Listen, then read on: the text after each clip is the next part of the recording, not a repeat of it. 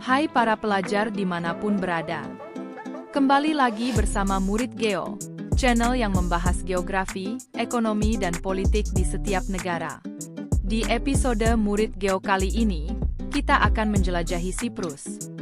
Sebuah pulau kecil di Laut Mediterania yang penuh dengan sejarah yang panjang dan keunikan alamnya yang mempesona.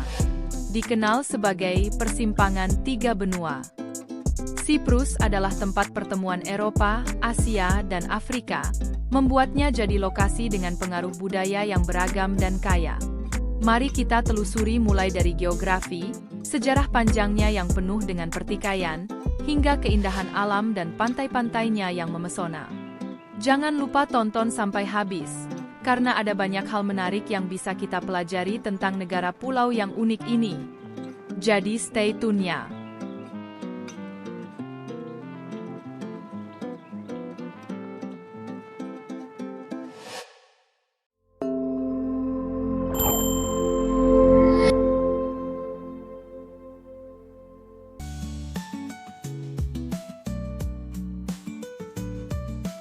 Siprus terletak di sebelah timur Laut Mediterania, berdekatan dengan Turki di utara dan Lebanon serta Suriah di timur. Pulau ini mencakup area sekitar 9.251 km persegi, dengan populasi sekitar 1,26 juta jiwa. Ibu kotanya, Nicosia, adalah satu-satunya ibu kota di dunia yang terbagi menjadi dua, menjadi batas antara Republik Siprus di selatan dan Republik Turki Siprus Utara di utara. Siprus terbelah menjadi dua bagian, Republik Siprus di selatan dan Republik Turki Siprus Utara yang hanya diakui oleh Turki. Kota Nicosia, ibu kota Siprus, juga terbagi menjadi dua, dan merupakan satu-satunya ibu kota di dunia yang terpisah oleh garis demarkasi. Bahasa resmi negara ini adalah Yunani dan Turki, yang mencerminkan pembagian etnis utama di pulau ini. Siprus juga menggunakan euro sebagai mata uang resminya, sebuah kebijakan yang menguatkan hubungan dengan Uni Eropa. Pulau Siprus memiliki lanskap yang mencakup pantai-pantai indah, pegunungan Troodos, dan hutan cedar. Ini menjadikannya tujuan wisata yang populer, terutama dengan pantai pasir putih yang memukau dan iklim Mediterania yang hangat sepanjang tahun.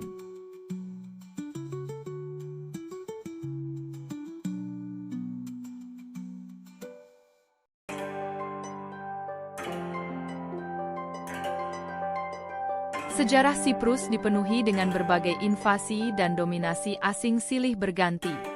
Dari kerajaan Yunani kuno, Kekaisaran Romawi, Kekaisaran Bizantium, hingga Ottoman, dan Inggris sempat menguasai. Setelah memperoleh kemerdekaan dari Inggris pada tahun 1960, ketegangan antara etnis Yunani dan Turki di Siprus semakin memanas, yang akhirnya menyebabkan intervensi militer Turki pada tahun 1974 dan pembagian pulau menjadi dua wilayah. Hingga kini, Siprus Selatan diakui sebagai negara berdaulat dan anggota Uni Eropa, sementara Siprus Utara hanya diakui oleh Turki. Meski ada perpecahan, upaya perdamaian terus berlanjut, dan masyarakat di kedua sisi berharap untuk dapat hidup berdampingan dengan damai suatu hari nanti.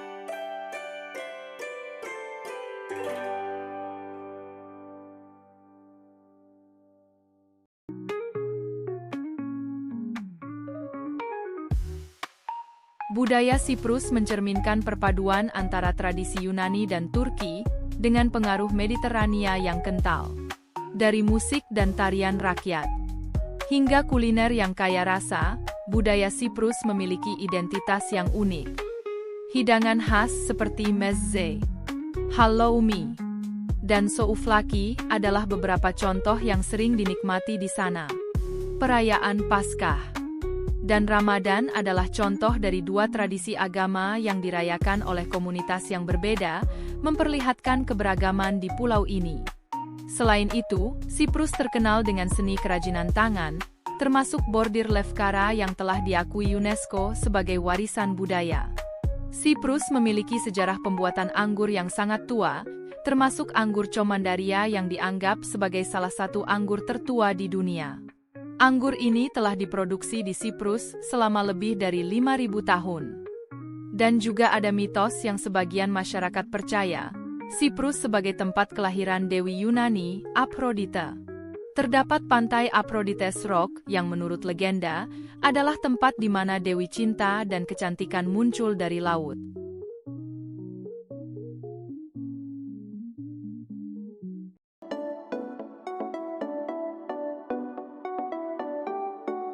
Siprus memiliki sektor pariwisata yang sangat penting bagi perekonomian negara, terutama berkat pantai-pantai eksotis dan iklim Mediteranianya yang menawan.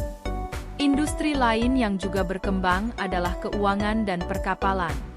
Dengan Siprus menjadi salah satu negara bendera untuk kapal-kapal di seluruh dunia. Meski sektor energi belum sebesar negara-negara tetangganya, Siprus mulai mengembangkan eksplorasi gas alam di wilayah perairannya, yang diharapkan dapat memperkuat ekonomi mereka di masa mendatang.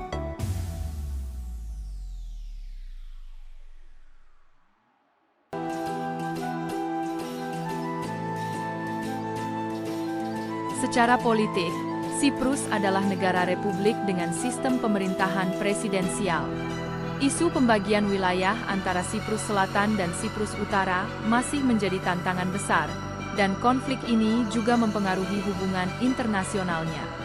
Siprus Selatan memiliki hubungan kuat dengan Yunani dan Uni Eropa, sementara Siprus Utara terhubung erat dengan Turki. Meski begitu, upaya untuk reunifikasi pulau masih terus dilakukan di bawah mediasi PBB, dengan harapan suatu hari Siprus bisa bersatu kembali. Di sisi lainnya belakangan ini, pemimpin Hizbullah, Hasan Nasrallah, menyampaikan ancaman bahwa Siprus dapat menjadi target jika mereka mengizinkan pangkalan militer atau bandara di negaranya digunakan untuk mendukung Israel dalam konflik yang sedang berlangsung dengan Hizbullah dan Hamas. Pernyataan ini muncul di tengah meningkatnya ketegangan di kawasan, khususnya setelah terjadi bentrokan sengit di sepanjang perbatasan Israel-Lebanon.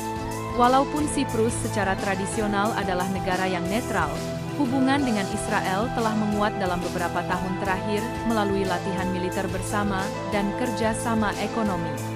Hal inilah yang dianggap oleh Hizbullah sebagai bentuk dukungan tidak langsung terhadap Israel.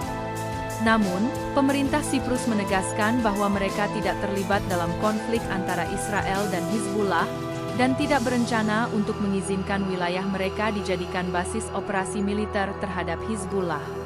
Situasi ini masih terus dipantau, terutama karena risiko eskalasi konflik yang lebih luas di kawasan tersebut dapat berdampak pada negara-negara tetangga, termasuk Siprus.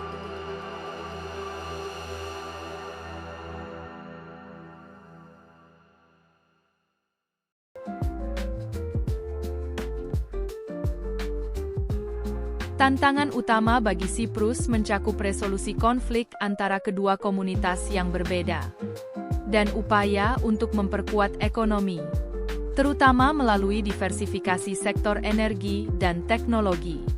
Selain itu, perubahan iklim dan masalah lingkungan menjadi perhatian besar. Mengingat Siprus berada di wilayah Mediterania yang rentan terhadap peningkatan suhu dan kekeringan. Di sisi lain Siprus juga harus mengambil tindakan politik yang tegas dan jelas untuk menghindari ketegangan kawasan.